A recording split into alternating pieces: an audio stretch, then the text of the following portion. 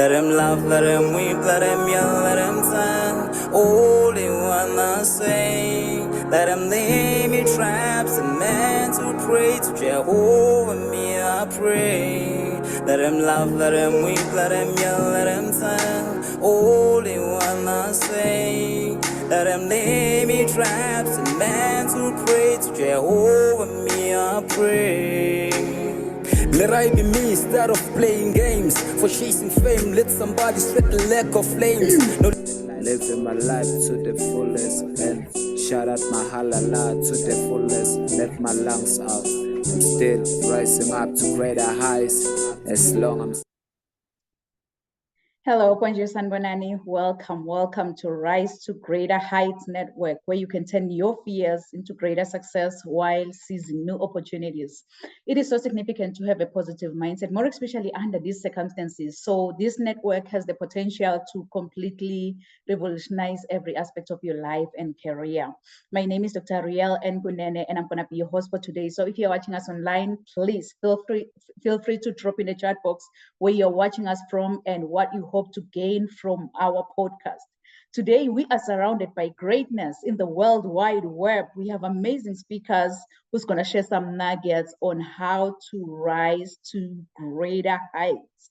So in Florida, we have G. Cole. And in New Zealand, we have Harold Mayaba. In Oklahoma, we have Gianna Crawford. And in Colorado, we have Jamie Graf Smith. And lastly, in Wisconsin, we have Todd Kucken. Okay, I hope I didn't butcher that last name. So at this moment, I'm just gonna let our speakers to introduce themselves. You can go ahead, Jeffrey. Hi, thank you so much for putting this together. I love the amazing work you're doing, and it's just such a privilege and pleasure to be here today. I'm G. My name is Jeff. I spell it with a G, so people just call me G. And I have dedicated the last 30 years of my life to helping people raise to greater heights and live from a higher level of humanity to transcend our original animal instincts. I developed the brain-computer interface, which is it codifies consciousness. So that provides a quantum mechanical analysis of how people think, feel, and function on a daily basis, as well as the ability to upgrade and up-level that according to each individual. Because of the mechanical nature, we can shift the mechanical components to help you make whatever change you desire. And we have a complete guidance program to be able to do that. And so we have a standardized program that is easily replicated. We're going to be distributing this through mental health practitioners and doctors' offices. We're right now in the phase of the clinical studies on the way to get FDA approval. And I've just published my first book, How to Live Anxiety-Free, and became a best-selling Amazon author. And I'm just really happy to be here with you guys today. Thank you. Oh, wow. It's an honor to have you, Jeff. And really, yes, you are a change maker in this world. I am looking forward to hear more of your message. Thank you for being with us. You can go ahead, Harold, and please introduce yourself. Hi, everyone. My name is Harold, the Lion Hugger. People keep on asking me to say, why are you calling yourself the Lion Hugger? Oh, because I love to hug lions and kiss lions. So I help people, to conquer their fears. And that's the reason why I call myself the Lion Hugger. I'm a market consultant, business motivational speaker, and a life coach. So I went through hard times in life, and I was in prison of fear. Then one day I decided to rescue myself. So I approach life. I approach all the hardships, all my fears, as if I'm just hugging a lion. That's me. Oh, wow. Wow. It's an honor to have you, Harold. Like in my mind, I'm like, lion hugger, really, with that boldness to hug a lion. Now it makes sense. It makes sense because you know what? Fears can really paralyze you. You can be in a prison for the rest of your life. And thank goodness that you decided that, you know what, I'm gonna be helping those individuals to, face their fears and run. Thank you for Yep. being with us. I'm looking forward to hear more of your message. You can go ahead, Gianna, and please introduce yourself. Hi, everybody. Thanks for having me here today. My name is Gina Crawford. I'm the owner of Ponytail Grit, and I am a nutrition coach and fitness instructor. And I help busy ladies lose weight and beat diabetes. And I can do that because I did that. I had no idea that was going on. When you look at the numbers, they're very sad. They're very, very sad because part of the numbers are people who just don't even know. So what I do is focus on weight loss in a manner that helps people maintain their blood sugar levels so we don't have those crazy spikes. And whether you have diabetes or not, it's important. And I market to busy ladies because I am one, and I can relate to that. And I also have a book, so I'm glad you did that. So let me get that to the camera. All these jeans don't fit, and it's on Amazon. And if you're from another country and can't find it, I've got links for many countries on that. So thanks for having me today. Oh, wow. It's an honor to have you, Gina. And yes, we need more like you, really. Well, but like, you know what? Just get going. Get going. Because your health is your wealth, like you've mentioned. Anyways, I'm not gonna take away that from you. But yes, we need more individuals like you will just encourage us, like just focus on a good diet so that you extend the days of your life in this world. It's an honor to have you, Gina, and I'm looking forward to hear more of your message. You can go ahead, Jamie, and please introduce yourself. Hey everybody, I'm Jamie G. Smith, founder of Lux Every Day, which stands for Lead a Unique, Extraordinary Existence Every Day. And I'm not going to go depth into my bio because I believe Dr. Kunene is going to be going into that. But so I love a deep glass of vino. I love dark chocolate. I love to travel. I love to spend time with my friends and family. My kids, I love to learn. And one of my favorite things in life is really, I'm passionate about getting on stages and speaking, and not because I want to be seen, but because I love the energy and the transformation that can take place in a room when you have the people ready, when you open up that container to get them excited to change. And I am passionate about helping people, calling them in and up into their destiny identity. So that's what I'm about. Oh, wow. Wow. We need more like you, Jamie, who will be like, you know what? I'm taking the stage all by myself in order for me to impact many souls out there. And we need more like you. Thank you, Jamie. And I'm looking forward to hear more of your message, really. And thank you Thank you for having us here. Thank you. You can go ahead, Todd, and please introduce yourself. Well, thanks so much. When your introduction was going across the screen, I saw the words fear, mediocrity, procrastination, distraction. That's really what I do. I help people in the workplace fight through those. I help individuals, I help teams, building teams, doing workshops, and helping with strategy in the workplace to make it let's turn Mondays into Fridays. Why can't a Monday be like a Friday in the workplace? Let's have some engagement and some fun. I'm honored to be on here with a truly international, couple different countries and a couple different states. So it's really great to be here, and I'm looking forward to sharing more with you guys throughout the morning and afternoon, depending upon where you are, and evening. Yeah, and early morning in New Zealand. Yes, it's an honor to have you. It's an honor to have you, Todd. Really, I'm looking forward to hear more of your message. And yes, we need coaches, we need mentors who will just open our eyes to help us kind of, identify those limiting beliefs, and then we take it from there. It's an honor to have you, and I am really, really looking forward to hear your message today. So in the interest of time, we're gonna skip the icebreaker and we're gonna get going. We have Jeff we have G Cole. I'll call you G Cole all the way from Florida. So I'm gonna get his bio and get going. So G Cole is a 60-year-old happily married man who has a terrific joy-filled relationship with his friends, co-workers, and family, which includes his wife, 27 years old son, 24-year-old daughter, his mother, his sister and her family, and his brother and his family. So he lives where he was born and raised in Miami, Florida. He has endured significant trauma and what many could call failures. He calls them lessons, some more expensive than others, in how to enjoy living to the fullest. So G is also the creator of the Neuro Empowerment, a pioneering science that balances the brain and body, empowering people to take control of each day and live consciously in the present. Pathwaves is the realization of nearly a decade spent mapping, studying, and balancing brainwave activity by G. Cole.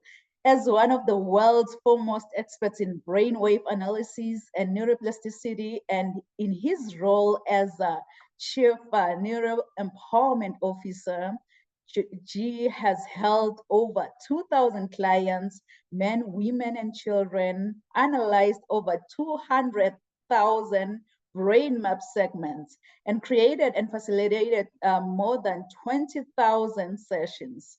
He has literally reviewed more than 1 million minutes of brainwave recordings. He is an author, speaker, guest professor, inventor, entrepreneur, investor, business owner, founder, director, creator, mental health consultant. You know, he's wearing many different hats, scientist, and a certified lifestyle coach. So kings and queens, please join me and welcome G. Cole. Thank you very much.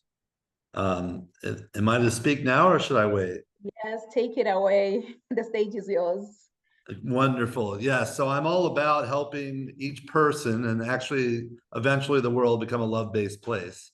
And in that vein, stop living from fear.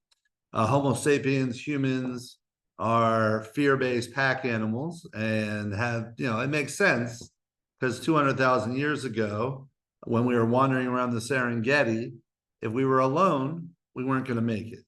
And so our process has been to help people understand that the world has changed. And in the developed world, that fear is actually robbing us of our resources to be able to live life to the fullest, to be able to enjoy living and thrive. So we're actually helping the core mechanisms of the nervous system shift to function from a thriving belief system and understanding of life rather than the multi-generational infused and embedded survival mechanisms which most people are living by. And when we do that, people get to stop creating the fear so we don't have to learn how to cope with it. The idea is, hey, it's your nervous system. Shouldn't you be in charge of it? Shouldn't we have learned this in first grade? We're learning how to read and write. Let's learn how to run our nervous system to condition it to function the way we want it to. And that way we don't have to cope with anything ever again. We're going to get rid of coping by living from love and being able to condition our nervous system to keep doing that. And so our process includes what people might call cognitive behavior therapy. It's also life coaching. We have doctors and psychologists on staff. We're also paying attention to the biomarkers and mapping those in conjunction with the therapy from day one all the way through the therapy. And we are able to do that with our technology, which is the brain-computer interface, by placing sensors on the scalp, which read the brainwave data and feed it into our computers through our process. And our process is entirely an integration of psychological function with the biological means for that to happen. And I have also been being a life and executive coach for hundreds of people and have written my book, How to Live Anxiety Free, which is the first of quite a few I have in the works, and became a best-selling Amazon author, and am excited to continue to bring this to the world. And much like Jamie was saying, I don't do this for the notoriety. I do this because I know that it's very important for the world. I have a lot to sell, a lot to teach, and help the world to understand how to live anxiety-free and live from love. And so that's why I'm here today, is to help empower the world, one world at a time, which is each person's nervous system is their world, to be able to live the way I'm saying. And I'm actually going to give you a quick tip. One, learn how the best way, and pay attention to breathing. That is the core of awareness and understanding of how you're functioning, and the core to condition and impact that to be more like how you want it to be, as well as guide and guard how you think and what you say and what you allow your system to listen to. Because all of that happens through our neuropathways in our body. Neuropathways are basically the nervous system and the nerves. So what you focus on literally grows inside of you. So be very mindful of what you're allowing to grow inside of you on a daily basis, which begins with how you think and is accompanied by how you feel and function on a daily basis. And of course, as Gina has said, how you feed it, super important. Let's pay attention, because I like to say that what we're doing today is like being in training for how our bodies is going to automatically support and provide what we're doing today in the future. We're constantly training our systems how we want to function, whether we know it or not. And it's important to be in charge of that instead of letting the world and the outside environment be in charge of that. Because it's, to me, it's super important to teach my system to support everything I want in my life. Which brings another question. What do you want? Sometimes that's a hard question to answer. So of course we have guidance for that, as well as I think everybody that's here today. And so this is an amazing collection of people you brought together, and I fully appreciate it. So I'm ready to listen to the rest of you. Thank you very much for allowing me to speak, and I'm here. Oh, wow. Wow. Thank you, Chico, for sharing such a profound, much needed message. I like the way you've mentioned that, you know what, we should be very mindful on what we allow to grow inside of us, because truly speaking, humans are naturally fear-based animals, like you've mentioned, but it's time to evolve as those individuals. I'll go back and watch your replay. It was short and brief and straight to the point. I just love that. Thank you so much, G, for sharing such a profound, much needed message. So now from Florida, we are going to New Zealand, where we have Harold Mayaba. Harold Mayaba was born and raised in the southern province of Zambia. His mother was just 14 years old, and his father was 19 when he was born. His grandparents, who lived in a small village, took over the parenting role immediately after he was weaned. His parents never got married, and consequently, he never had the experience of living under the same roof with both parents. So Harold's mom died when she was only 28. He had just moved in to start living with her for the very first time. Similarly, his father died when the two had just begun building a relationship, trying to catch up for the lost years. So Harold's upbringing was a struggle. He describes it as a natural military training. Things got worse after his grandparents died, and he moved from one home to another, sometimes walking in the dark, not knowing where to spend the night. While experiencing a tough life and not having a fixed abode, occasionally being homeless and struggling to find food, Harold only had one goal, just to complete his education and get a job. He needed a place to call home and food, but finding school fees was another huge challenge. Amidst all life's challenges, through resilience and the spirit of never give up, Harold overcame all obstacles to complete high school and pressed on to a PhD level. Harold now lives in New Zealand as an entrepreneur, doing business as a director for CH Mayaba Transport Ltd, and abroad as a CEO and founder of Trade It Zambia. He is a qualified market researcher using the choice experiment method, a motivational speaker, and a life coach. Harold tells his own real life journey stories to give hope to the hopeless. His stories positively impact personal lives and businesses, and he prides himself on helping people discover who they are. He harnesses the power of pain and sets higher goals through determination and resilience. He gets it done. So kings and queens, please join me and welcome Harold Mayaba. Hi, everyone. Thank you very much. I'm so happy to be here. I love telling stories. I can be talking till cows come home. They go back in the paddock the following day. I'll still be talking. So I'll try to be so brief because I've got so many stories to share today. And as you've heard, I tell stories. I tell my own stories. And I'm going to tell a story today, a very short story. And the story is all based on resilience. How can you rise from a very difficult situation? How do we maneuver around? Have you ever wondered, how can someone be so resilient even when everything seemed to be failing? Everything seemed not to be working. But people, they still come out so strong and still make it in life. What keeps them going? What gives them the energy to keep going? As you've heard, Mom died when I was still young. I was raised by my grandparents.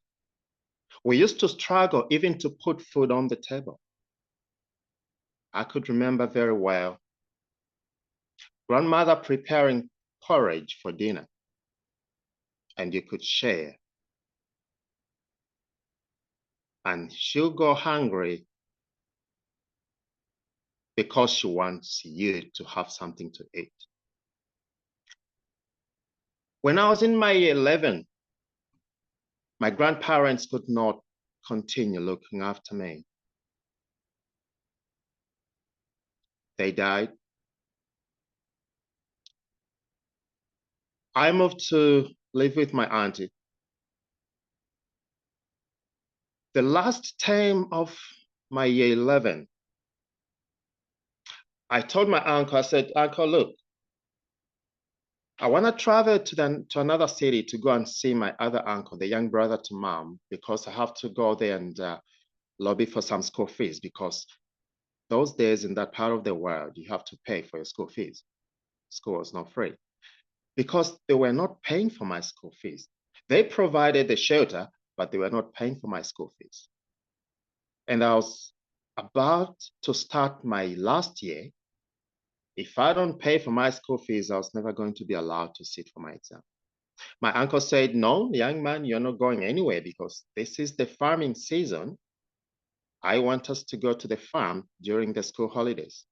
I said, well, look, if you don't want to pay for my school fees, it's better you let me go, get money from somewhere. He said, no, you're not going anywhere. When he left home, I packed my bag, I left. 1 month after the school holidays, I came back. Immediately I got home, he asked me a question. Young man, where are you coming from? I said, I told you I was going to go to see my other uncle so that he could help me with school fees. He said, I don't want you to live in this house with us anymore. I want you to leave right now. I thought, what? He said, yeah. I thought, he was not serious about it. He said, when I get back home, I shouldn't find you. He left. After an hour later, he came back. I was still home. He said, why are you still here? What did I tell you? Leave now. Friends, I realized, oh, this is serious. I packed my bags, I left. Rather, my bag. It was dark already. I was walking, heading to an unknown place. Tears were rolling down my face. I remembered what I wanted to achieve in life, but everything seemed to be failing. How am I going to achieve my dreams without me completing my education? As I was walking, I came closer to a big tree near the path I was on. I stopped there. I thought, this is it. I'm going to end my life here. I had to put my bag. So I opened my bag. I wanted to check anything that I could use to end my life that night, because for me, there was no hope at all. In that part of the world, those days you have to get education for you to get a job, good job. For you to live a good life, I needed my education. I opened my small bag. I checked in there. To my surprise, I realized I had only carried my school uniform, textbooks, and exercise books. Wow. I thought to myself, how come I didn't carry my other belongings? Then I realized, because I really loved my school. Even when I was rushed to leave home, I carried the most valuable, valuable items. Immediately that thought came in my mind. My face was just engulfed with joy. It was like somebody took the load that was on my shoulders. I remember smiling, closing my bag, and I thought, I'm not gonna do this. I still have something to do. I still have life in this world. I need to achieve my dream. And I remembered what I promised my grandmother. I promised her that when I go to the city, I'm going to complete my education. And one day I'm going to come back here driving an expensive car with food, because I had even given myself a nickname, the Hunger Eradicator. But of course, unfortunately, the time I went back to visit my grandmother, they were gone. The question I'm posing today is, what are you doing what you're doing? Why are you doing what you're doing? Because I've realized in life, you need to find your purpose. If you find your purpose, you define your purpose, then you have hope for tomorrow.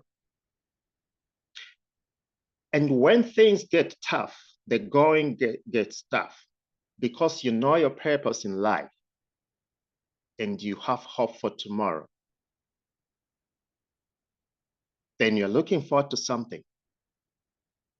It gives you energy to push on, to say, I still have something to live for in this world.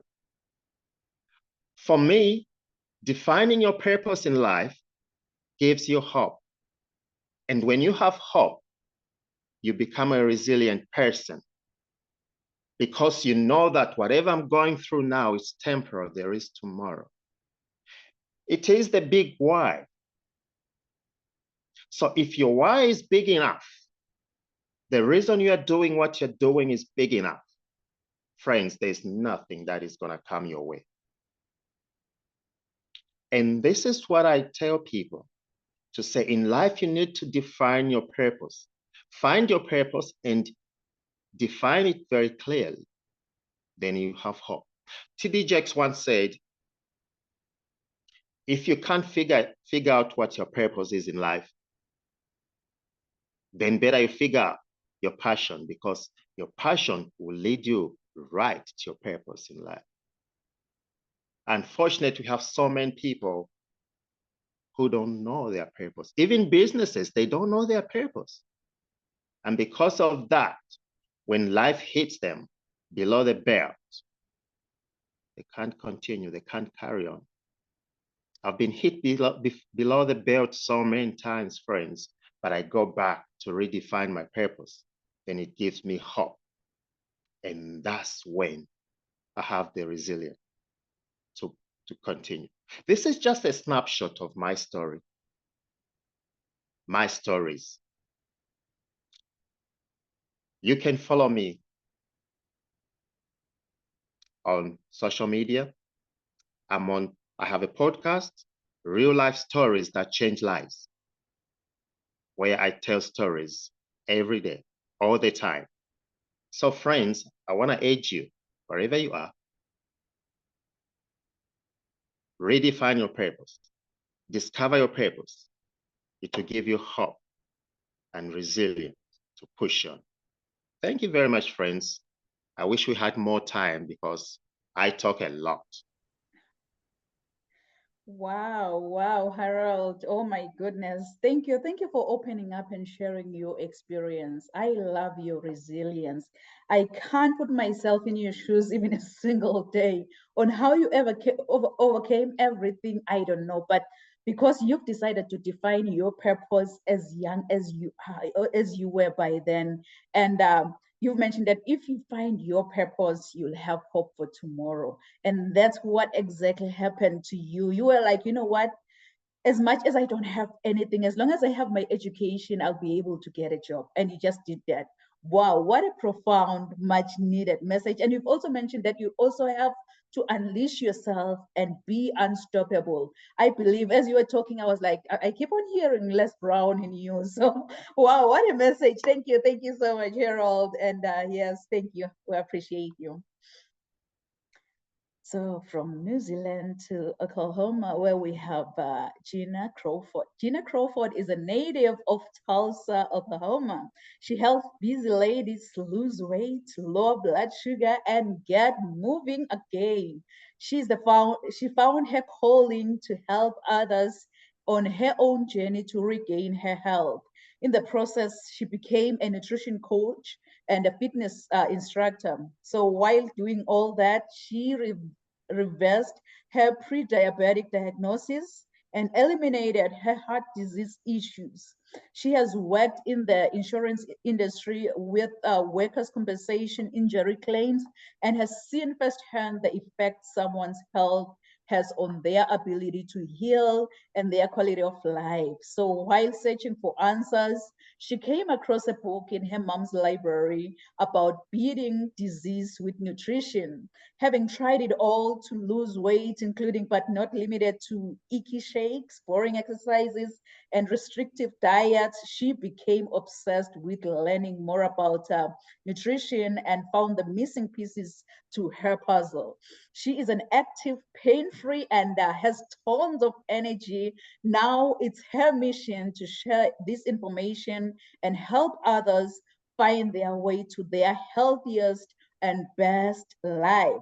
When she's not working with clients or teaching fitness, she enjoys spending time at home working in her yard, tending to her rose garden, in the front yard and a tropical garden designed by her husband in the backyard. Wow, wow, I can imagine myself being in those gardens.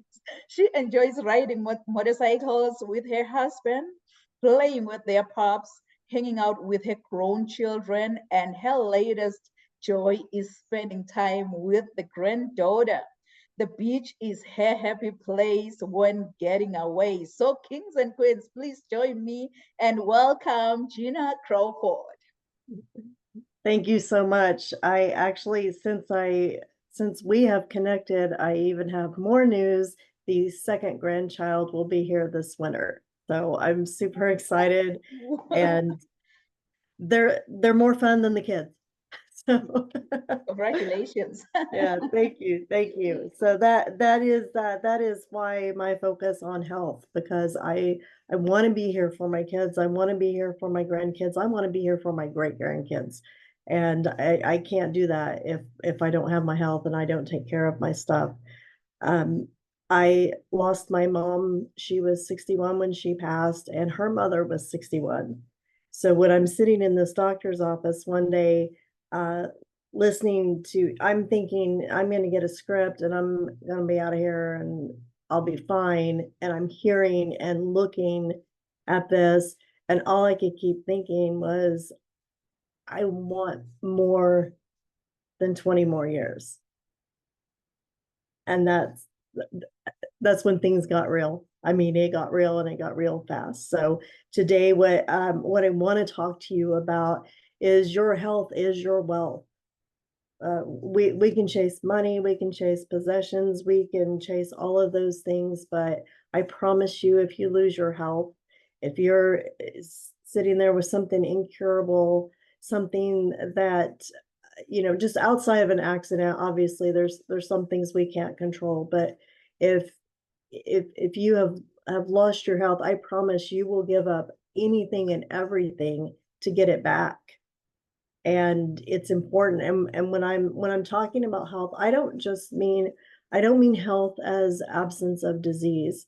I'm also talking about the physical health, your mental health, your social health, your spiritual well-being. We are there's more to us than just this hunk of flesh. And we do have a mind, and we have a heart, and we are meant to connect with one another, and you have to take care of all of those things. If you lose your health, even if it's just in one category more than the other, if you're not trying to take care of these, you know, you're not going to be able to participate in life. You're going to be sitting on the sideline watching it go by. You're not going to be able to fulfill your purpose. Like Harold spoke about, we're here for a reason. If you're still here, you've still got work to do. So get after that purpose and protect your health so that you can serve and get to your purpose and share that with the world for a long time. Your financial stability, if you can't work, you know, or you've got medical bills like crazy, or you know, your health can determine where your finances are going to go in a hurry. So make sure you take care of your health so you can spend your money on the things that you care about and building your financial wealth. If nothing else, probably one of the things that speaks to me a lot is independence.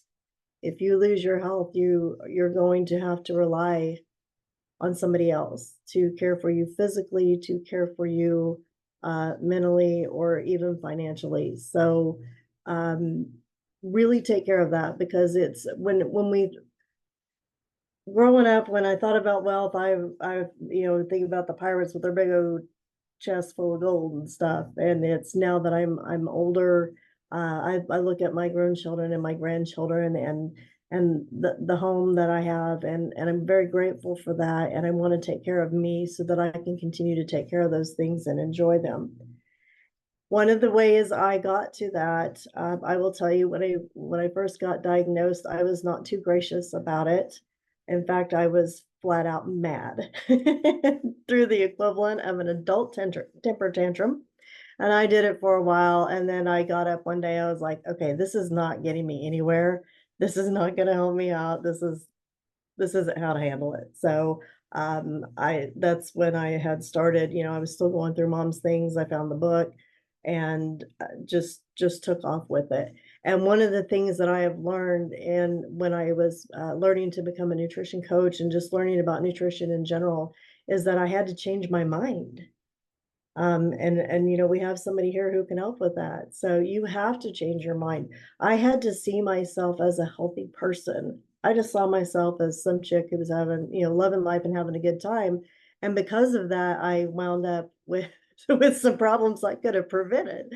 So I needed to change that mindset. I needed to see myself as healthy. I needed to see myself as when you change that vision, when you sit down to eat, it's like, okay, well, what does a healthy person eat?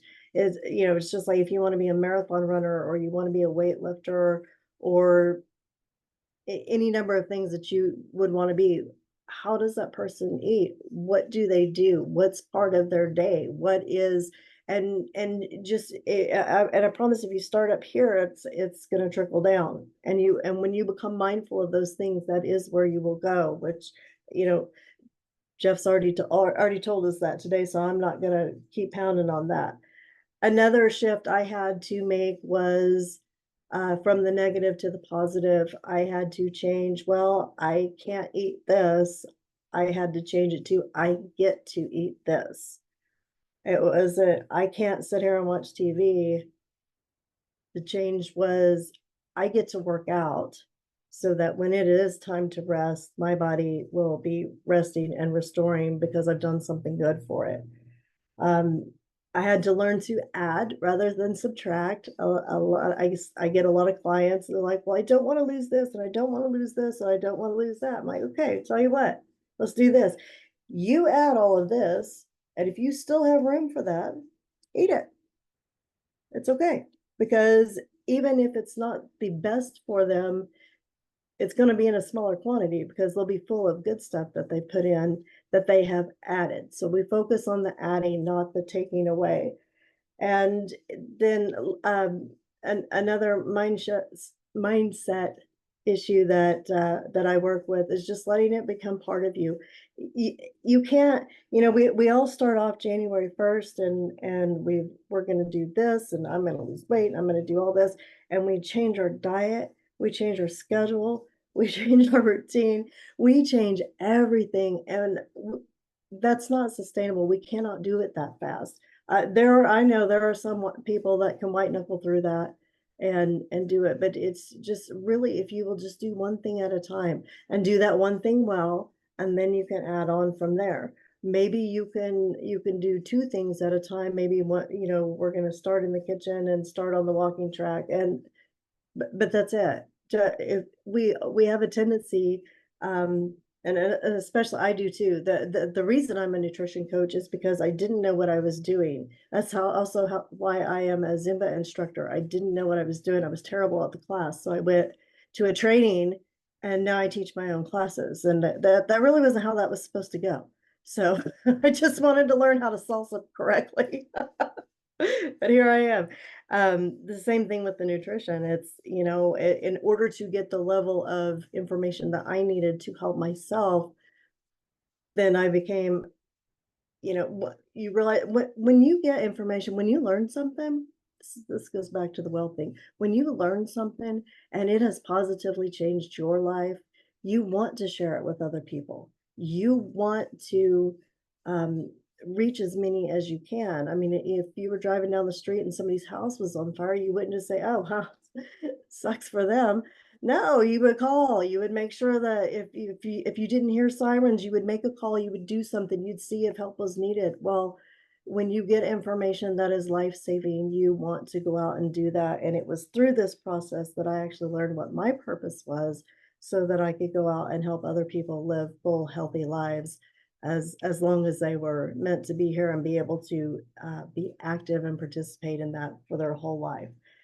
And another thing that I work with on people, and it's, I don't limit this to just nutrition, and I raised my kids this way, and it just, it's something that has always stuck with me. I heard it early on in my life, and it's progress over perfection. We think that we have to do everything perfect. I'll tell you, I'm sitting here looking at this, the way I look here, and I'm not happy with it. You know, I could have done a couple things different and been more satisfied. But you know what? I just took some notes, and I'll work on that next time, because I'm not just gonna fold up the computer and say, "Pff, this, no, no." You show up and you do the thing, and if it's not perfect, it's okay. It got done. The important thing is to get it done. It doesn't have to be perfect. You just have to start. And that's something I tell my clients. It's, you know, you don't have to nail every meal. Just get 2 out of 3. Just get 1. I mean, it's better than what you were doing before. And then we'll move on to the next one, and then we'll keep moving on. We don't have to start out pristine and perfect to get this done. Let's do one thing at a time, because every little improvement, once you are consistent with it, compounds into the bigger picture of what it is that you're trying to accomplish. So progress over perfection. It's for me, that was hard to learn. I am a perfectionist, so I preach that mostly so I can hear it for myself. But it's really important, and that applies to business. Uh, Anything that you're trying to accomplish, just start. It's okay if it's messy. You're not going to know everything in the beginning anyway, and just keep going, because eventually you're going to get it. Thank you.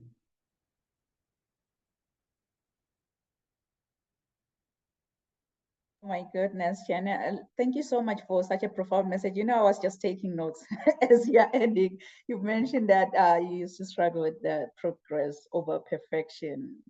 I believe that's my weakness too. Being a perfectionist, like every detail, it has to be done this way. But you mentioned that, you know what, in order for you to get it done, whatsoever you've started, just get started. That's all you need to do. You don't have to wait for that perfect moment where you get started. Just get started, and you will definitely get it done. And I love the way that you've mentioned that in order for you to change your health, you'll have to change your mind. Change your mind, and then you will see progress in your health. Whatsoever you want to see as an improvement in your health, change, because it's all about the mindset at the end of the day. And you've also mentioned that your health is your wealth. If you think of wealth, then you will treasure your health. Wow, what a profound message, Jenna. And thank you so much. I'll go back and watch the replay over and over again, because it really needs our attention. It really needs to be replayed until like it begins to speak into you, because just listening and passing, it's not going to help you, but listen with attention. That's what I really, really need. Thank you so much, Gina, for sharing such a profound, much needed message. So now we are going to Colorado, where we have Jamie G. Smith. Too many G's today, too many JG. So Jamie G. Smith, she empowers entrepreneurs to shatter the glass ceilings of self-doubt and limitation, propelling them into a realm of unstoppable success. As a renowned business and lifestyle elevation strategist, speaker, and content creator, Jamie is the founder of the Lux Everyday. Lux stands for L as in lead, a unique, extraordinary existence every day.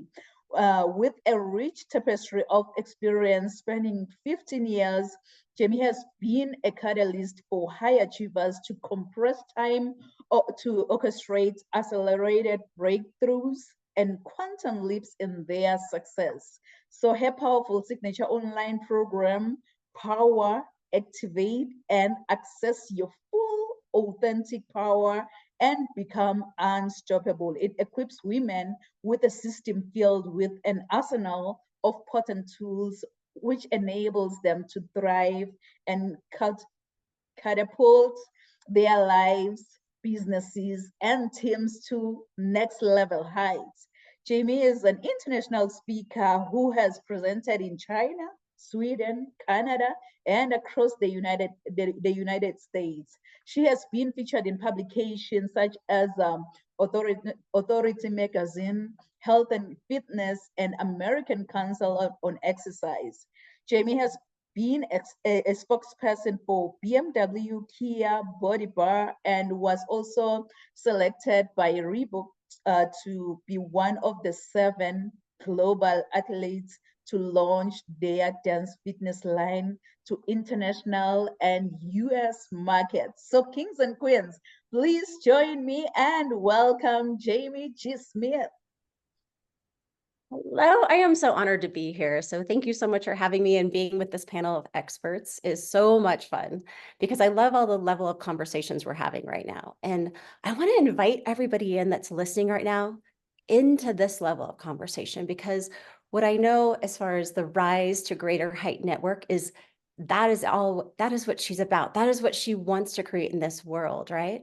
And it's standing and rising into their greatest version. And so that's why we're all here today, is to honor that, to provide what level of expertise we have and the tools. And with that, I want to just invite you into, like, would it be okay if we just address what's happening in this new world climate? Like, would that be okay? Like, wave to me if you're listening, if you're at home, if you're on the expert panel. Like, can we just talk about what would be essential to learn right now as to how to navigate this world, this economy, these uncertain times? It's a roller coaster. Like, am I right? And so that all creates this level of fear. There's a fear in the air. There's an uncertainty in the air. And it's really high right now. Though when I hear people talk, they're talking about feeling lost, feeling left behind, not knowing how they're going to make it, right? They're losing their jobs, they're losing their what they've always known to be their stability, and they feel like they have no control. And so what I want to encourage is that we can hit pause and do some of the work like Harold was talking about, like that mindset work, right? To navigate with power. How would it feel for you to navigate anything, this world, anything in your external life with power, instead of feeling like a victim, instead of feeling like you have no control? So I would love to share with that a piece of my story. And I call it my hot mess decade, because I was a hot mess. And I want to share that because the things that I went through, I contribute to kind of a similar situation. I was uncertain. I was fearful. I was living in comparison energy, competition energy. I didn't know what was going to happen, right? And so I want to share this because I think it'll be really valuable if we take this in and learn some lessons from it. So let me take you back to probably where it all culminated in 2016, when it was the biggest hot mess. I was a divorced mom with 3 kids, about ready to lose my house. My relationships were tumultuous at best. So any one of these could apply to you right now, right here. Not only that, my autoimmune disease was escalating because of all the stress and pressure that was happening at that moment. And also, because of like the internal guilt, shame, and blame from the demise of my marriage and the part that I played in it, that internal struggle was eating me alive. But let's take you back to when I was actually living my dream. My dream was to travel the world. It was to be an international fitness presenter. And that's exactly what I was doing in 2011. Now, this happened to be also when my divorce was taking place. So I was traveling to China, to Sweden. I was getting flown to New York for photo shoots, to LA for video shoots in the gardens. I was getting to come up with the latest and greatest fitness trends. I was being sponsored by major brands, major global brands, right? And I was getting paid to live my passion. Like, if you have ever been like, I just want to live my passion, like Harold was talking about, like, let's live our passion, let's live our purpose. I was getting paid to do that. And that's rare. And that all sounds amazing, right?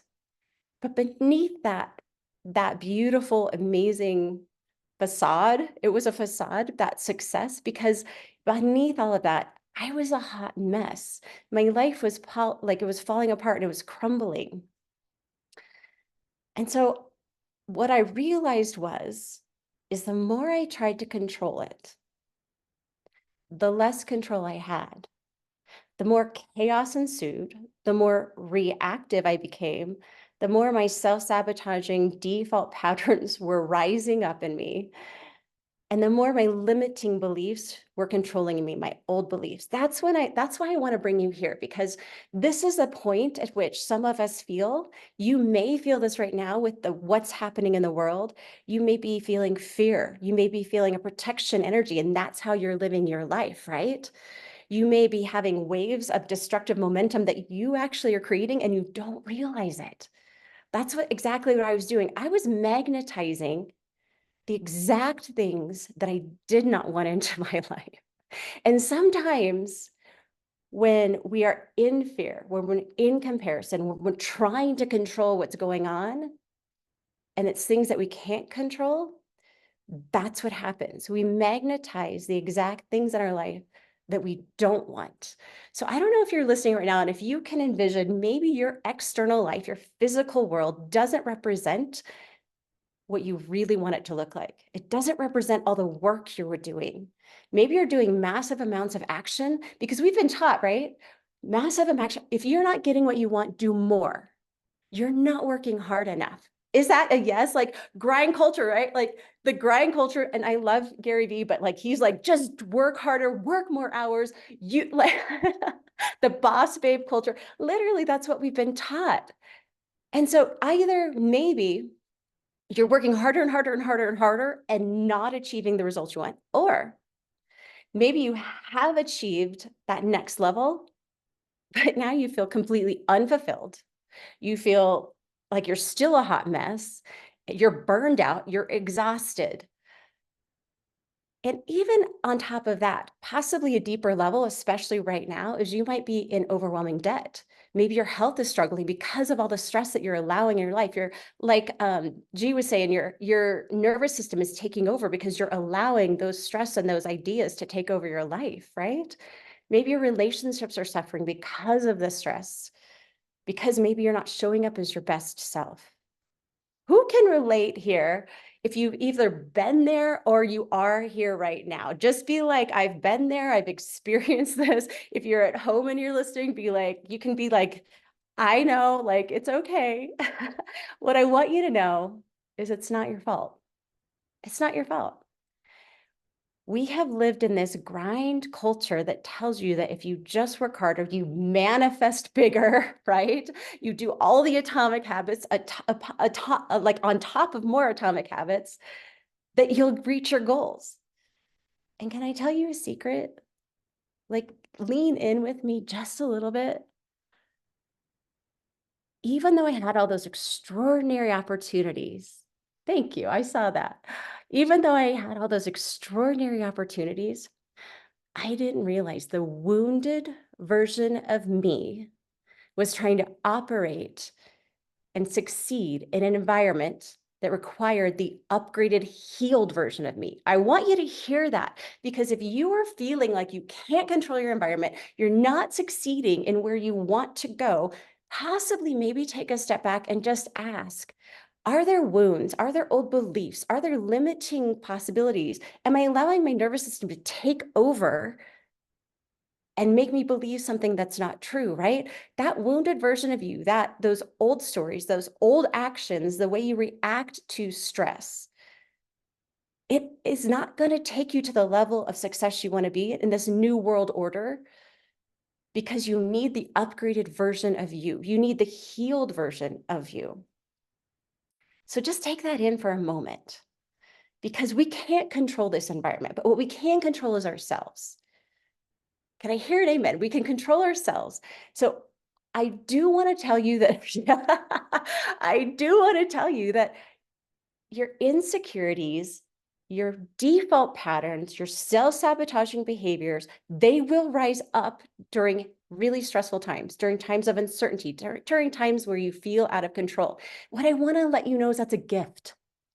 That can be a gift if you choose, because when we allow that to unearth and to come up within us, now we can see what the reality is. And if we're honest enough to be like, you're right. Like, Jamie, you are self-sabotaging your success because you're going from old environments, old wounds, old things, and that's not going to work as we move forward in this new world environment. So get healthy, take time. Like that is one of the most crucial things that you can do to evolve in business, to evolve in your life, to take it to the next level and to find your destiny version, your purpose version. Because we want the highest version of who we are to show up. You are needed. You are necessary. You are not a victim. And you can't control what's happening right now, but you can control how you choose to behave, how you choose to feel, how you choose to get help for what you need. I was creating my own personal prison, and I didn't even know it because of my old beliefs and my old stories. I was stealing my power. I was stealing my ability to function at this higher level. Did you know that like a shark can only grow to the size of the container it is in? I just learned this like yesterday. So what I want to say is the container limits how big the shark can get, how big it can grow.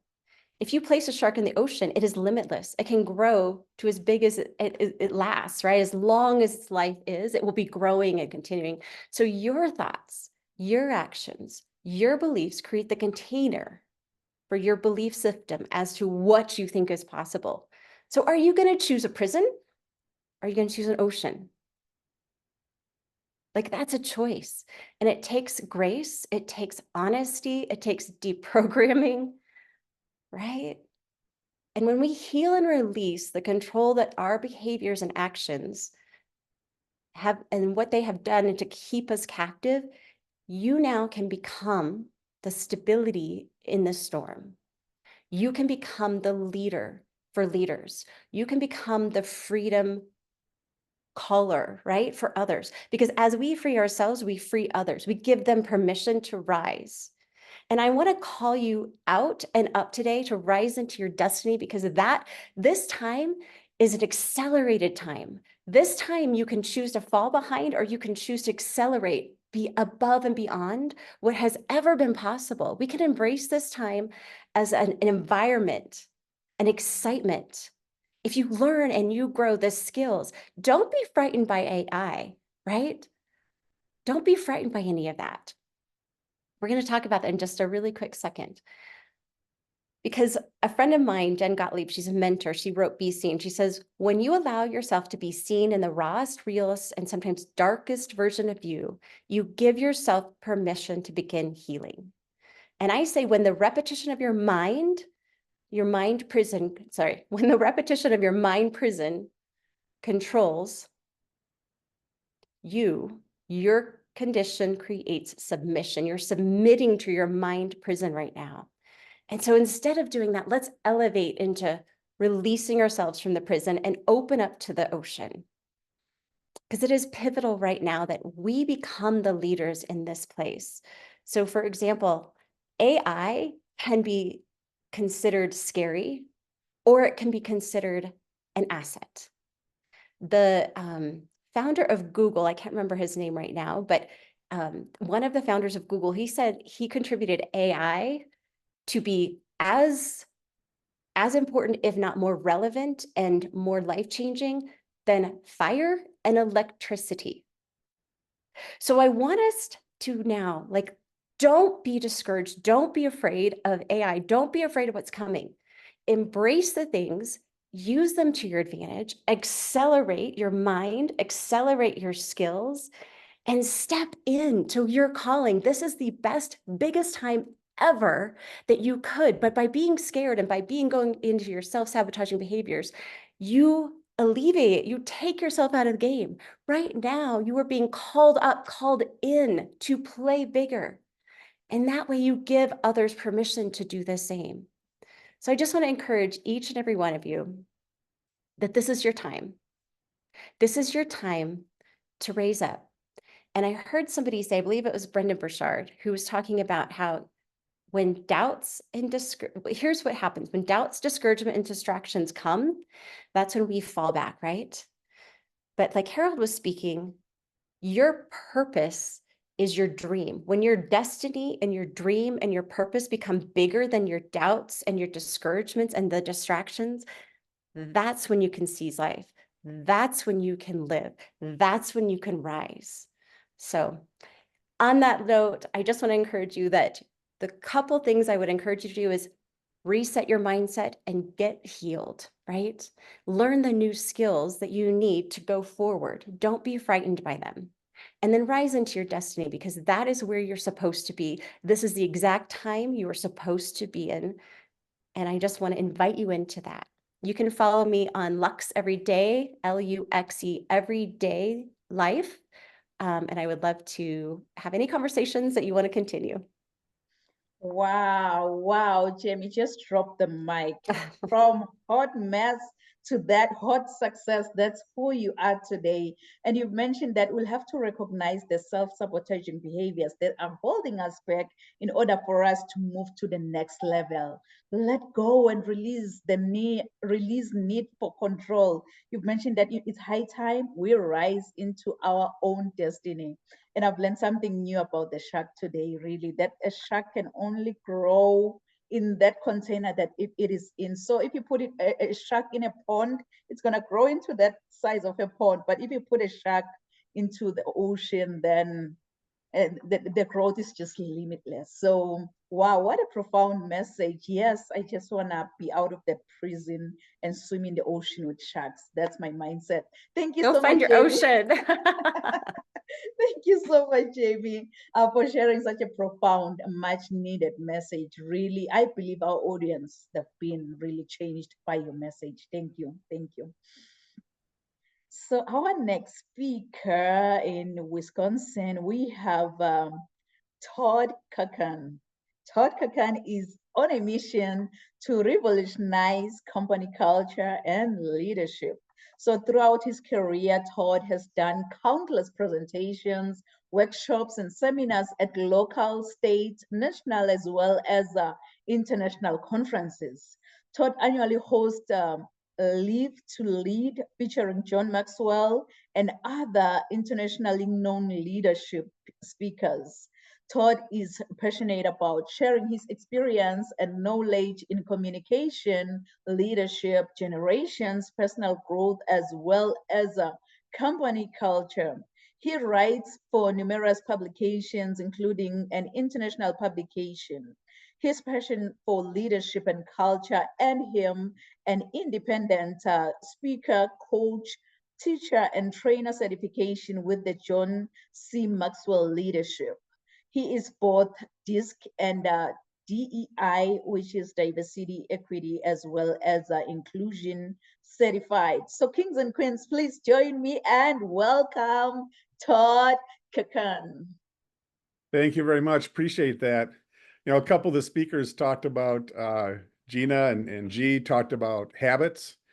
One of the habits I have every morning is the first thing I do when I wake up. I do go to my phone, but I read my Bible app. I read some faith readings. Then I'll typically do some leadership readings. And then I do take a peek at Facebook. And this morning I took a peek, and one of my friends posted something on Facebook. And it really discouraged me because the post was negative. And I'm not going to say, you know, right or left or faith or, but it was on one side of the equation, and really disappointed me for a couple of reasons. One is I didn't expect something like that from him, but more importantly is my thought was, what difference is that making? How is that helping the situation by putting more garbage out on social media? And there's some advantages to social media. But putting garbage out on social media, how is that going to help us? How is that going to bring us together at a time when there's so much divisiveness and incivility in our workplaces? Then it made me think some more about something called uncomfortable conversations. And I think if we're going to change the world that we're in, we need to have these uncomfortable conversations. And where this really first came to light for me, it wasn't too long ago, actually, about almost exactly 4 years ago.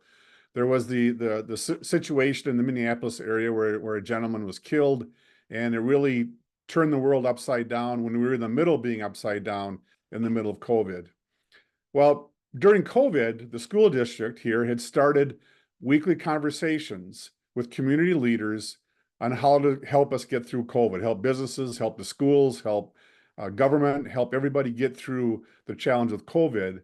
And then this other challenge came up that was very racially and you know, culturally motivated and and really turn things upside down. And I was on one of the calls, and one of the people on the call said, you know what? We should use this group to talk more about race and ethnicity in our community. And there was dead silence. And I'm like, this is wrong. This is wrong. And nobody said anything, and it wasn't my call. So the call went on, and afterwards I'm thinking to myself, I've got to do something. Now, I was the head of the Chamber of Commerce. The Chamber of Commerce typically doesn't lead conversations in racial and ethnic challenges, but I'm like, we have to have an uncomfortable conversation. So I reached out to the gentleman who made the comment on the call. I reached out to the superintendent, and we agreed to start a different group, a separate group, to talk about how we were going to deal with this issue in our community in terms of race and ethnicity. So we got together, we invited some folks, some leaders in the community, including the police department. We tried to create as diverse of a group as we could in our community. And we ended up calling the group Uncomfortable Conversations. Now, where did I come up with that? I wish I could say that was my brainchild, but I was listening to a webinar by John Maxwell and Simon Sinek. Simon spells his last name S-I-N-E-K, for those of you who may not have heard of Simon. Great leader, as is John Maxwell. And John asked Simon, he said, what did you do when you got this news, when you received this news about this terrible situation? He said, you know, John, he said, I'm an international leader, I'm a thought leader. I didn't know what to do. So I decided what I was going to do is call people and have uncomfortable conversations with the people around me to talk through this situation and to figure out how we can improve it. And I thought, okay, that resonates with me and that resonates with our group. So we met many, many times. We really never came up with the definitive answer. But one of the interesting side stories was the school superintendent was telling us over the holiday, he was out at a couple different places, and he heard some incivil or some poor conversations going on related to race and ethnicity. And he challenged the people, not in a physical way, but in a conversational way. And he said in 2 of the 3 situations, the situation changed because he took the time to have an uncomfortable conversation with total strangers. The 3rd situation didn't really, nothing really happened, but hey, what the heck, 67% isn't too bad. But he took it and stepped forward with it. And I'm thinking that's what we need to do. So we continued through these conversations. What ended up happening was the school district hired somebody to help. It was a DEI facilitator to help in this area. And we turned the committee over to the school district to continue to run forward. So I think one of the solutions to this divisiveness, to this right versus left, to this agnostic atheist versus Catholic, whatever the religion, all these different extremes that we're dealing with, it's having those uncomfortable conversations. I think those are the way to start creating those solutions. And each of us can do it. We can't change the world, but we can maybe help change one more person. I just saw a clip from Hacksaw Ridge, and one of the scenes, a terrible scene on the battlefield, and this one soldier says, "Lord, help me save just one more." And he goes back and saves another one, and he goes back and saves another one, and he goes back again and saves several people. It's like if you've heard the story of the starfish on the beach that washed up, and a little girl's throwing in one starfish at a time, and the guy comes up and says, "You're never going to make a difference." She tosses one and says, "I'm going to make a difference to that one." And I think that's the attitude we have to take, one person at a time, going out and having these uncomfortable conversations. And it relates to the workplace. So I'm a member of the National SHRM Group, the Society for Human Resource Managers. I do a lot of work in that area as well, because I do a lot of things in the workplace with my speaking and workshops. And the surveys they have taken, they're extremely worried, and we're already seeing it, about incivility in the workplace, and even leading to the point of violence. We're coming up, obviously, in the United States here on a national election, very polarized situation with some different thoughts about politics. And I think we have to have those uncomfortable conversations, even in the workplace. Even in the workplace. I think, for so long we've kept those things out of the workplace, and the workplace is a part of our life. For many of us, it's 8 to 10 hours a day, right? For some of us, it's more, for some of us, less. But it's part of who we are. We were talking about who we are and our purpose and our why. The workplace is part of who we are. And we can't check our life at the office door, and we can't check our work at our home door. They're part of us. And I think having those uncomfortable conversations, it's impacting our schools, it's impacting our faith, it's impacting our politics, it's impacting everything in our life. It's even impacting Little League Baseball, for gosh sakes, right? You see the arguments and fights that people have at Little League Baseball games. That's supposed to be all about root beer and ice cream and wearing your hat backwards, right? And people are being incivil. So there's something that I came across a number of years ago. It's called Speak Your Peace, P-E-A-C-E, Speak Your Peace, the Civility Project. And in the last few minutes I have, I want to run through this. Now, normally I could do an hour and a half long workshop on this. I'm not going to drag you through that right now, but I want to bring you some of the key points from that and just chat about them briefly. So I want to look, one of them is called Pay Attention. Be aware and attend to the world and the people around you. Imagine if we all did that, what that would do. Imagine if maybe for 30 extra minutes a day, we set our cell phone down and paid attention to what was going around in the world. And folks, I'm guilty of this too. I get caught in this trap. I get scrolling in reels and video clips and I get caught too. But let's set our phones down and let's pay attention to what's going on in the world around us. Another one is listen, right? So for example, right now, while all the speakers were listening, I made sure I did two things to be a better listener. One was make eye contact with them on the screen. The second one was to jot some notes down because that helped me be a better listener. And I continue to work on listening. Focus on understanding, focus on others in order to better understand their points of view, okay? That's why we need to listen, whatever it takes. Summarize what somebody said, repeat it back to you. Jamie did a great job of tying in what all the other speakers said when she spoke. You could tell that she was listening. She was paying attention. Number 3, be inclusive. Welcome all groups of citizens working for the greater good of the community. My mantra is differences make us better. Differences make us better. And it's been so great hearing everybody this morning talk about where they come from in life and how they're shifting their mindsets and the mindsets of others.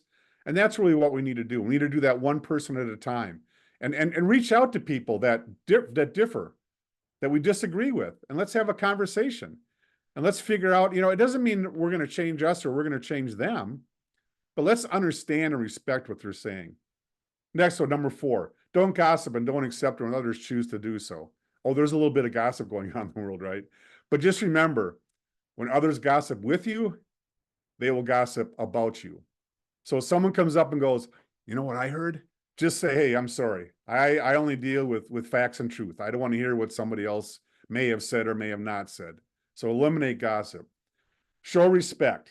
Honor other people and their opinions, especially in the midst of a disagreement. You can see how these all kind of wind together as well, right?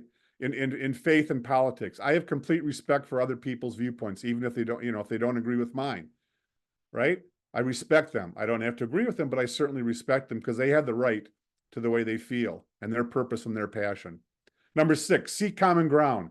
Look for opportunities to agree. Don't contradict just to do so. How often do people do that? And I sometimes do that myself.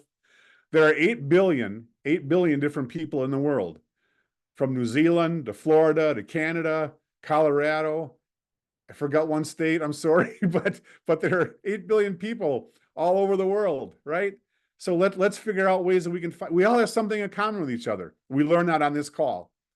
I had no idea who Harold was, but I found some things that I have in common with Harold, and he's all the way in New Zealand, for crying out loud, right? So let's work on that. Number 7, repair damaged relationships. Be sincere, apologize, and forgive. I know that I have situations or circumstances where I need to apologize and forgive. We probably all do on this call right now. How about when we end this call, let's get on the phone or let's get on an email or some way to communicate with somebody and apologize. Let's forgive. Let's repair damaged relationships. If we start with people we know, it'll be much easier to do it with people that we might not know. Number 8, use constructive language. Be mindful of the words you choose. You are your words. When you say something, that's who you are. So you have to be mindful of what you say. And I think some people, they hide behind whatever it might be, the social media in some cases. Like my buddy this morning put out that negative graphic. Well, that's his words. And I don't know that he wants to be known as that kind of a person. That's fine, whatever his political views are, but make sure we're using constructive language. Number 9, take responsibility, right? Be accountable for your language and for your actions. I'm big in the sports world. I love the Badgers, the Packers, the Brewers, the Bucks, all the teams in Wisconsin, right? And the coaches take responsibility for their actions. If they lose a game, you hear them say, hey, my fault. I didn't get my team ready. I didn't get my coaches ready. I didn't get the people ready that were playing that contest. If they win the game, they say, hey, the coaches, the players, the fans, everybody did a great job. So they deflect the praise and they accept the criticism or take the blame. And that's really what true leaders do. They take that responsibility. There were so many good things that were said this morning. One, I want to leave you with one quote, and it relates back to what Harold said. And Harold, I'm not going to hug lions, but I'll watch you do it. All right. But I love that image. That creates such an incredible image because I love lions in the zoo, right? But I'm not going to hug them. But he talked about, he overcoming adversity, his hope, his why, and what he had to go through. And this quote made me think of that. It's your decisions, not your conditions, that determine your trajectory. It's your decisions, not your conditions, that determine your trajectory. And Harold, that made me think a lot about you and everybody on this call. All of us are making decisions to help others. We're not letting whatever our conditions are, if we're poor or tired or dealing with adversity ourselves, we don't let that get in our way. If you want to find me, first name, last name, put that together, toddkukan.com. If you want a free leadership guide, go to toddkukan.com/guide, GUIDE. I've got a free leadership guide out there. I'd love to hear from you as well. And thanks so much for having me on. And it's been an honor just hearing what these other speakers had to say as well. Wow, Todd, thank you so much for sharing your experience, knowledge, like around communication, leadership. Like as you were talking, I'm like, yes, he knows what he's really talking about here. You've mentioned that in order for us to communicate effectively, really, we'll have to be able to pay attention to what is going on around the world, pay close attention to whosoever is sharing that message, like the way you've shared with us on how you actually pay attention when someone is speaking, more especially on the virtual platform. Just keep that eye contact. You've also mentioned that you'll have to summarize on what you heard from that person so that they can see that you truly understood what they were saying, because you know what, we are all different and difference makes us better. I love that. And you've mentioned that we'll also repair damaged relationships in order for us to be able to communicate effectively in the workplace. Businesses will have to be able to repair those damaged relationships. Sometimes you'll have to have that kind of increased level of emotional intelligence. If you know how to put yourself in the people's shoes that you are around them, you're going to be able to relate to them. What a profound message. You know what? I apologize because we're going to go maybe above with some few minutes above that allocated time, because we really deserve to hear all these amazing messages from all these amazing speakers. So thank you so much, Todd. Thank you so much, amazing speakers. And I can see online, our audience, they are really, really on fire. I can see Stella Goodwill watching with us, and Mariah is giving us that boom, like, yes, as if we're taking off on this Rise to Greater Heights Summit. I can see Jarvis Bestman watching. I can see MH Dorset, he's saying, Jeff Cole, yes.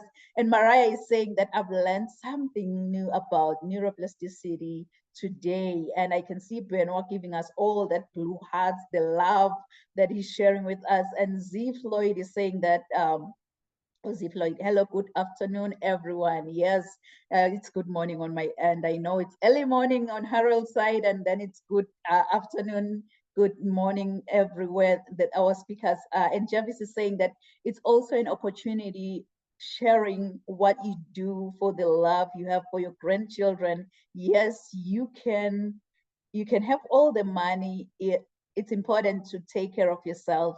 God see you all. God see all you do, but know that you are responsible for taking action. Yes, that's so true.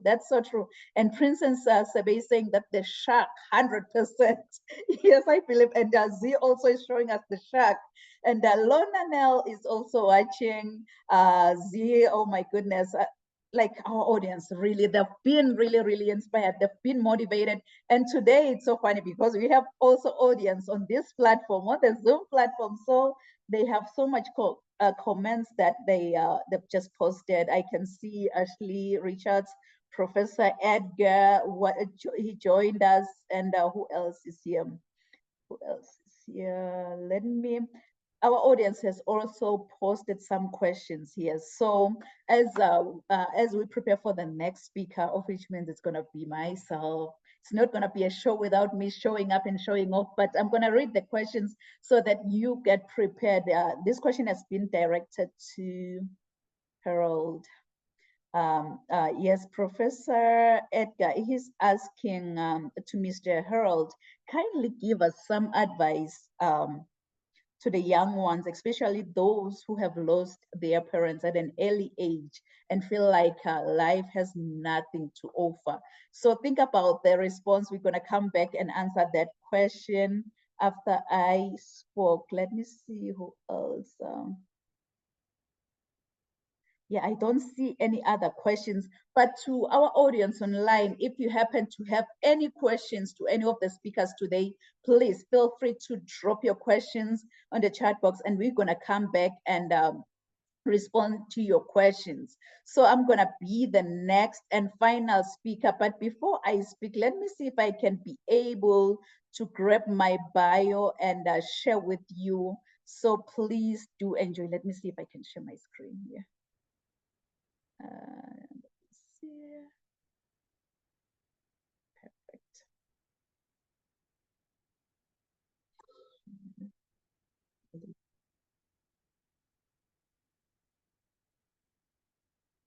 Okay, now technology is on my side. Sometimes it happens. I'm not a tech savvy person, but yeah, today it's working. Okay. Your dreams and goals, to put this down. Rise to greater heights. Rise to greater heights, because you need to be clear about your career goals in order for you to gain guidance on professional development. Really, my goal as a mentor or as a coach is so simple. My goal is to study your current situation, identify limiting beliefs and other potential obstacles that you might be facing, and then design a plan of inspired action to empower you to pursue success and drive sustainable.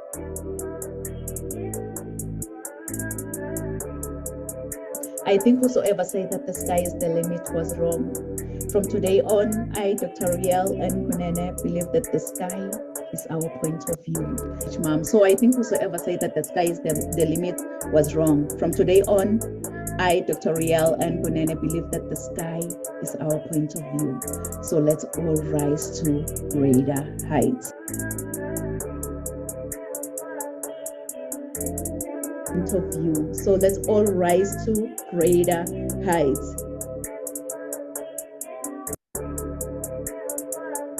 Rise to greater heights. Dr. Nampumelelo Rial Kunene is an international human rights policy analyst who consults on policies and procedures related to human rights compliance. She is a highly sought-after, energetic, certified Lace Brown international speaker. This passionate leader holds a PhD with a discipline in leadership and business. Dr. Rial N. Kunene is the author and host to Rise to Greater Heights, a book and YouTube channel to turn your fears into greater success while seizing new opportunities. She is also a coach, mentor, and an MC, well known for encouraging many to rise from mediocrity into greatness. Her vision is not only to motivate, but also to empower audiences with a fresh perspective inspiration they require to pursue success and drive sustainable outcomes. In a seriously funny way, Dr. Kunene is an award-winning author, 10 times #1 Amazon and international best-selling author. Her #1 best-selling book, Rise to Greater Heights, has inspired and empowered many to pursue their personal and professional passion to become go-getters. As a trainer, diplomacy protocol officer, and strategist, Rial believes that we are in full control of our choices.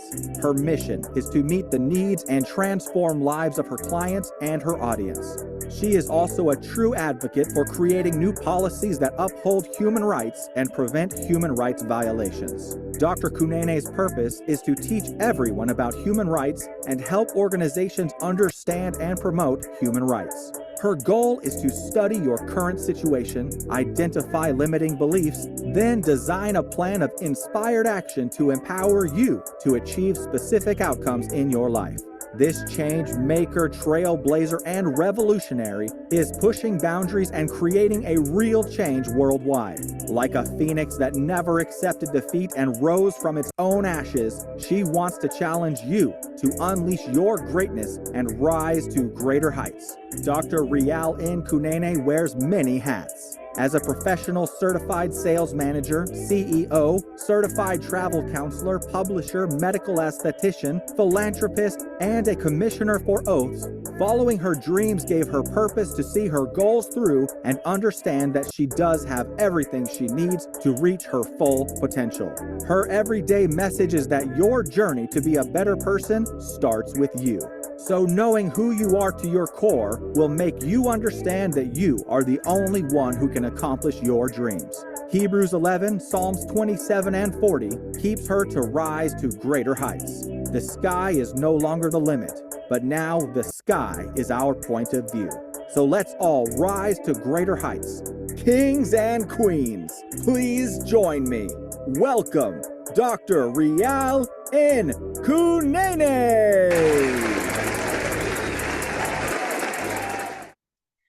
Thank you so much, amazing speakers. You know, following after you, really, you've set the bar high. So I'm like, what else is left? What else is really left? And I know we are, like, in the interest of time, I'm just gonna share the nuggets that really each and every individual watching us online has to hear about how you can actually activate that, you know, and rise to greater heights. But before I get started, I know G. Cole, he mentioned that humans are naturally fear-based pack animals. It's high time we evolve as human beings. And then Harold on the other side, he was like, in order for you to change your life, you'll have to change your attitude. Change your attitude to change your life.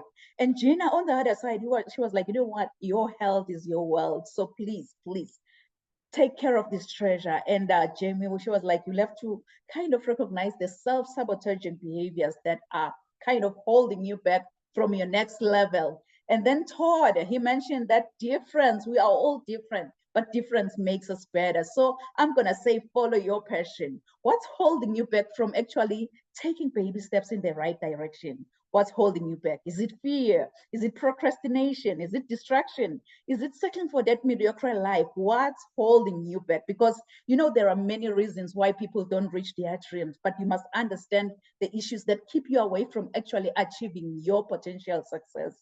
It's so good to know what's keeping you away from your dreams, as you can then try, you know, you can try to change the way you approach them. So what's holding you back? What's holding you back from actually taking the first step in the right direction? What's holding you back? Kings and queens, it's so essential to assess your goals' progress. Assess your goals' progress.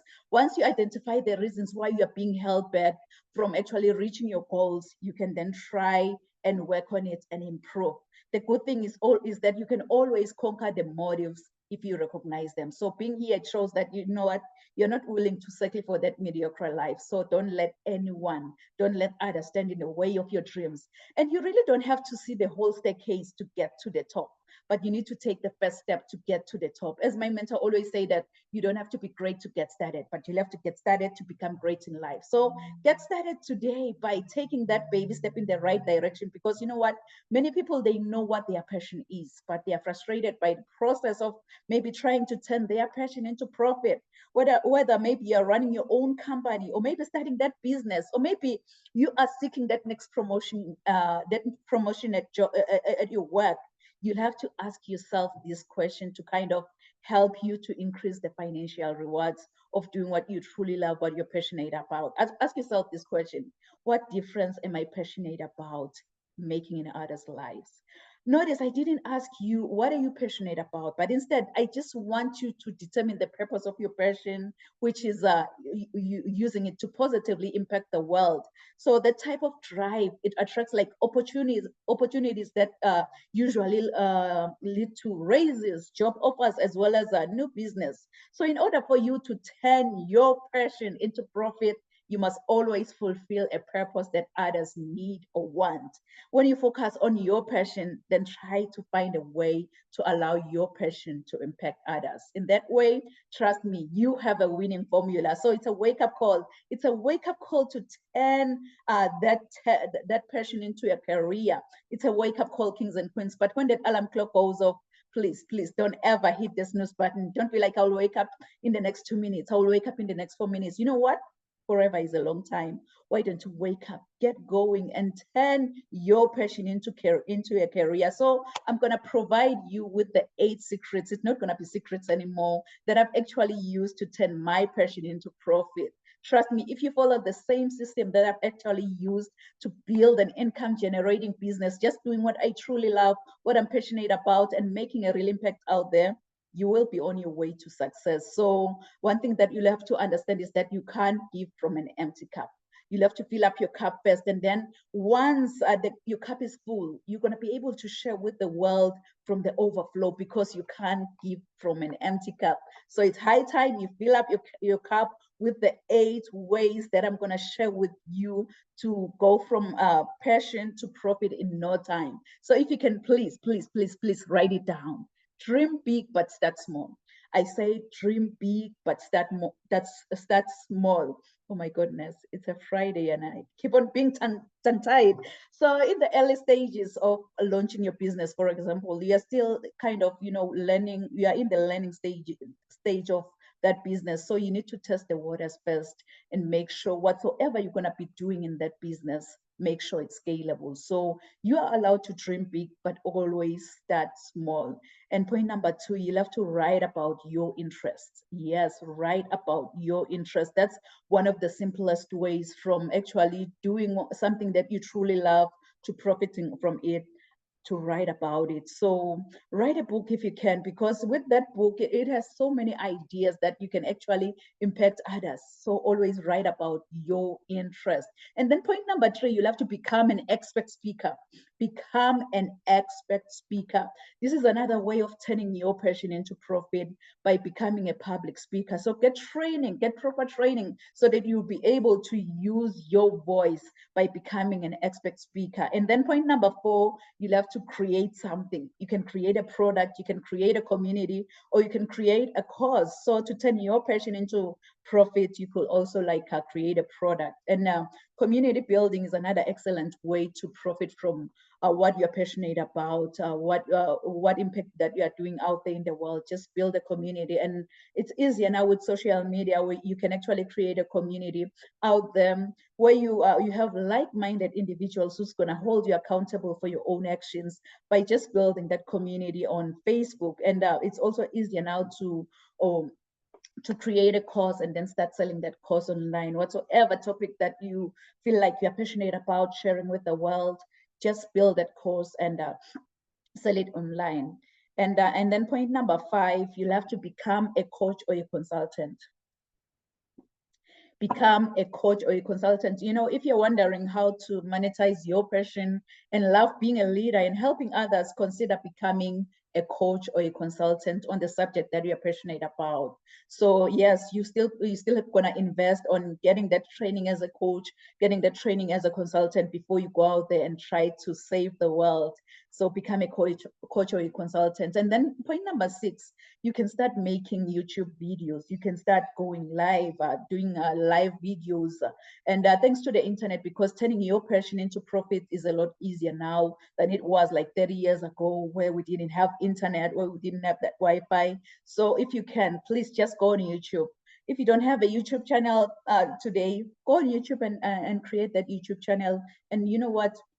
Start sharing your videos, start posting something. You may never know whosoever is going to come across your video. They might be impacted by your message, But now your message is just inside of you. You'll have to share with the world in order for you to make a difference. So go out there and start creating those videos. And point number 7, this is my favorite. Actually, it worked for me, and I believe it's the one that just brought us on this platform. You'll have to network, network, network. Yes, believe it or not, but networking can be a great way to profit from your interest. So go out there, even like in your community, in your neighborhood, just go out there and get familiar about what events are happening around your neighborhood, so you can be part of it. You may never know, you might find a client there, or you might find a business partner from those local events. And then point number 8, the last point, you'll have to host an event. Yes, you could also consider hosting an event around whichever topic that you are interested in. So if you feel like you're bold enough, start, you can start with meetups. They have meetups now where you can just, get more ideas from different individuals who have almost similar interests with you, and then start building from there. Or maybe you can start an online seminar, something like this, a platform like this, where you can just get a different speakers where they can just share their wisdom, their knowledge, because I believe this is the only way we can pay it forward, really, by hosting those events. So if you want to learn more about how to get started as a speaker, maybe as an author, or maybe as a coach or a consultant, perhaps like a podcast host, you can visit my website at www.risetogreaterheights.com. And by the way, I offer training on everything that I've just shared today. So if you're interested, like to get started in any of the areas, please visit my website at www.risetogreaterheights.com and book that free consultation call with me. Because you know what, growing up, I didn't have much in life because my father decided to have an early departure from this planet Earth. And I thank God that I missed that flight, because I'm still here. I'm still sharing my message. I'm still impacting as many lives as much as I can, because I had everything because of my mama's love. And I love you, love you, love you, love you so much, Mom. So I think whosoever say that the sky is the limit was wrong. From today on, I, Dr. Riel and Kunene, believe that the sky is our point of view. So let's all rise to greater heights. Thank you so much. Thank you so much, amazing speakers. So at this moment, please feel free to share with the audience your final thoughts, how they can reach out to you, how they can work with you. And if you happen to have any freebie that you want to offer to the audience, please feel free to share with the audience. So Jikol, the stage is yours.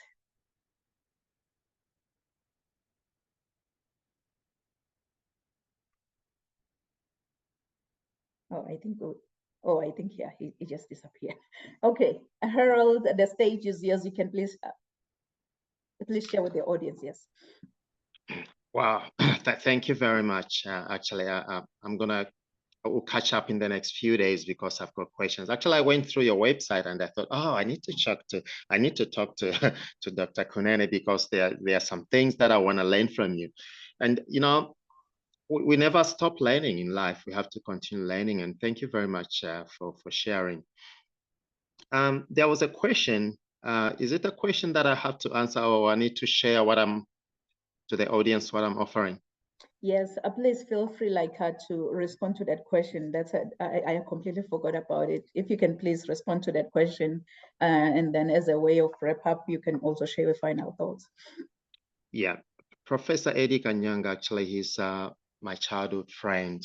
And I was almost changing what I wanted to share when I saw him joining, because we fought battles together. And so I appreciate him coming to join. Probably it's a huge support to see him joining me here, because I've got a lot of stories that in future I'll share to the world, how we've been hugging lions together. So thank you, Professor Nyanga, for joining and for asking that question. That question, it's not an easy one, because I think, Professor Nyanga, you understand that in our culture, when you are growing up as a young child, parents never talk about death to young people at all. Culturally, most African countries, what I know, they rarely talk about death. So I was growing up not knowing what really death was. I used to hear, it's like you don't expect it to happen to you, or rather closer for death to come so closer to you. Now, when I lost mom when I was just 14 years old, that's when I realized, oh, this is what death is all about. Can you imagine? Even at that age, I was never allowed to even get so close to the burial site at all. So that was the culture. I remember for 4 days, I refused to eat anything. I was breaking down. So coming to that question, how to help someone, or how can you help someone, someone who loses a parent at an early age? And I know it happens a lot. I think the first thing that we need to do is teach the young people about death. Death is real. It's part of us. So the first thing is, I think, to introduce topics to young people about death, so that they realize that we live in this world and there is death. That part was missing. But one important thing is, if you realize that there is death and you accept it, that it's real, then the most important thing, I think, to teach the young ones is that as long as you still have life, you are still breathing, there is more for you. The dead, they don't know anything. It's not the end of the world when you lose someone, because there are so many good people in this world who can help you. I'm here today because I've been helped by strangers. People that I've just met, by strangers. Some people paid for my school fees.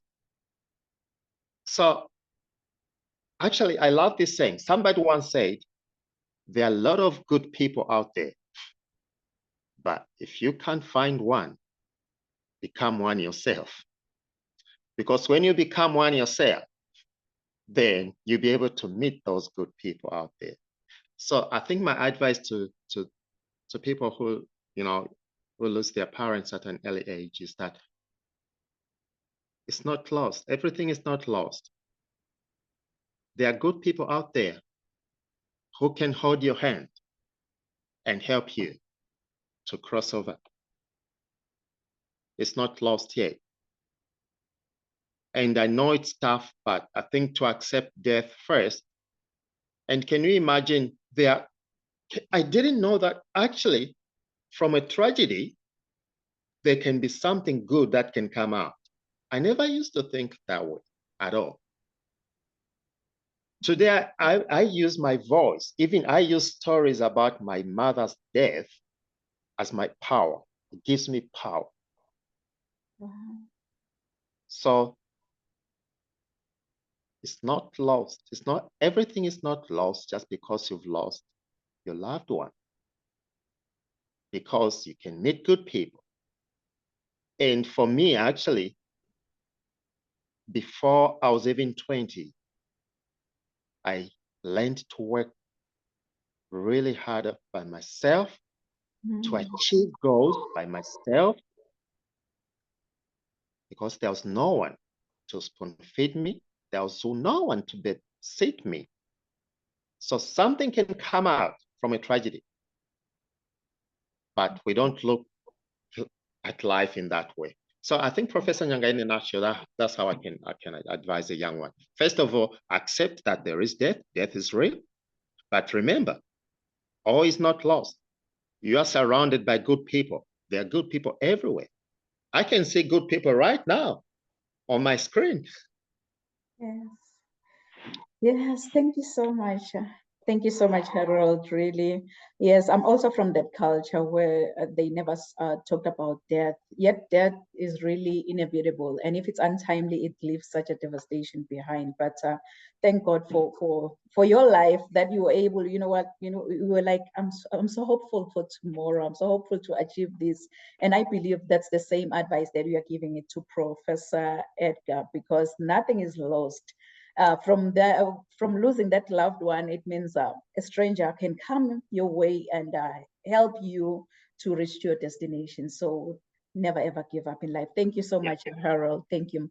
You can go ahead, Gina, and please share with the audience. Let me just say one more thing. So if you want to hear more of my stories, you can just type real life stories that change lives.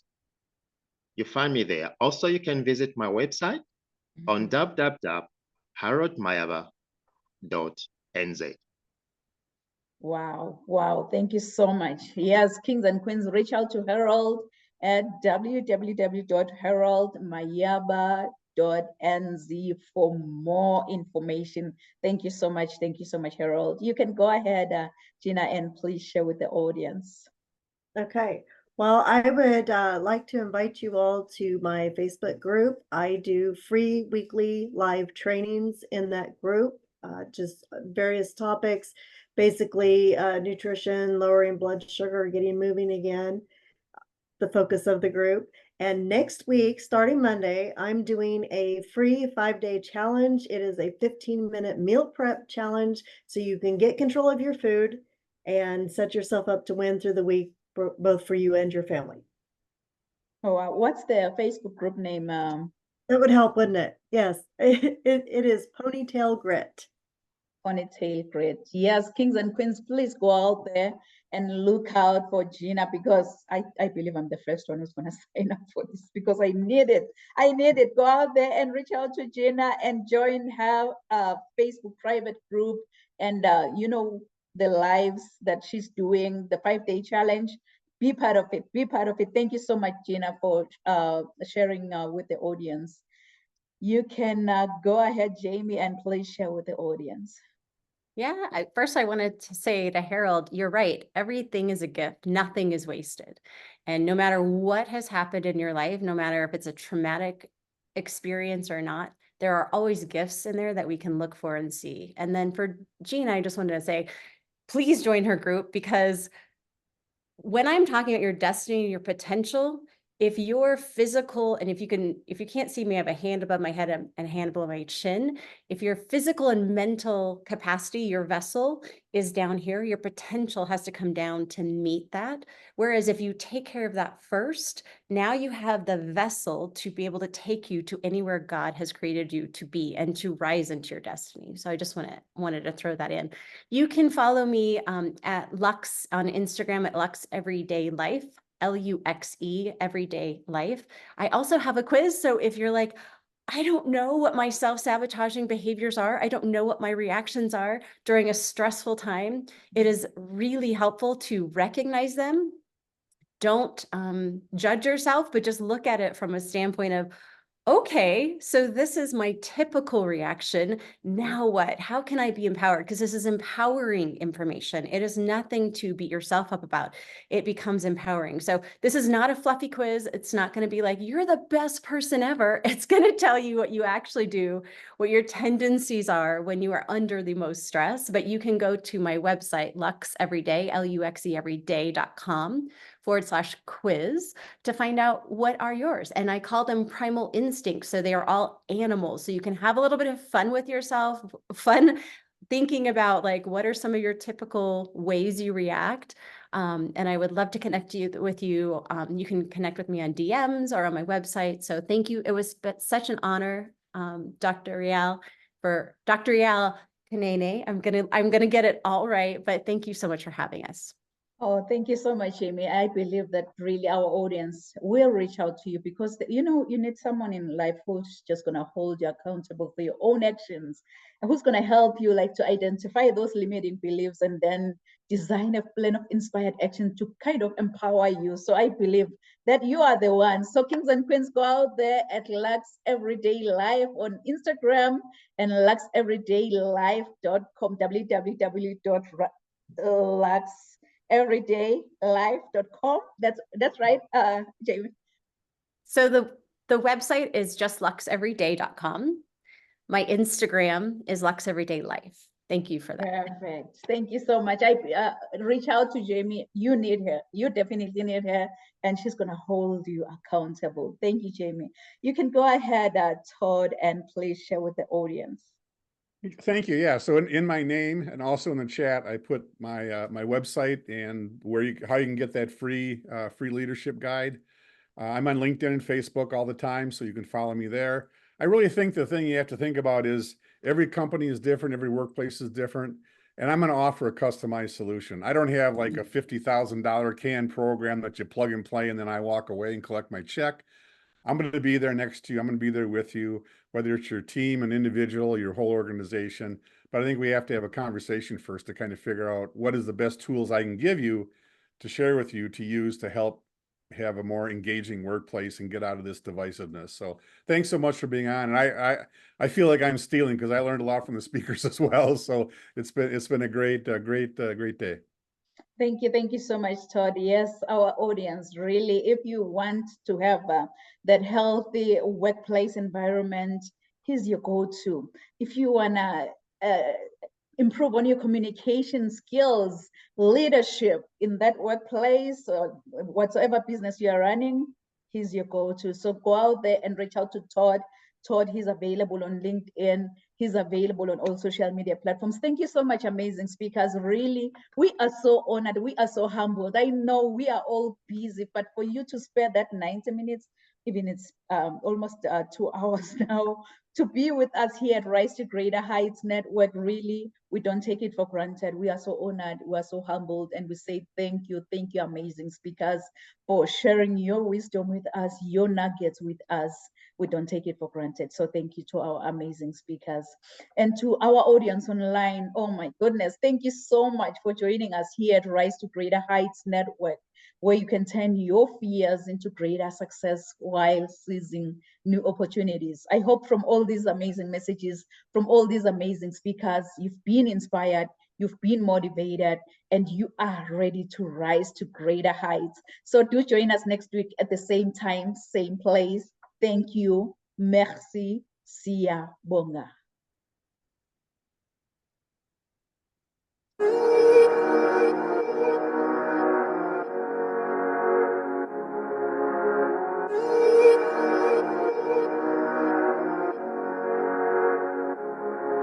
Let him laugh, let him weep, let him yell, let him sing. All they wanna say. Let him lay me traps and men to pray to Jehovah, me I pray. Let him laugh, let him weep, let him yell, let him sing. All they wanna say.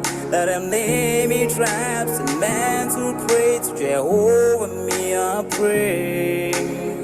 Let I be me instead of playing games. For chasing fame, let somebody set the lack of flames. No, living my life to the fullest and shout out my halala to the fullest. Let my lungs out. I'm still rising up to greater heights as long as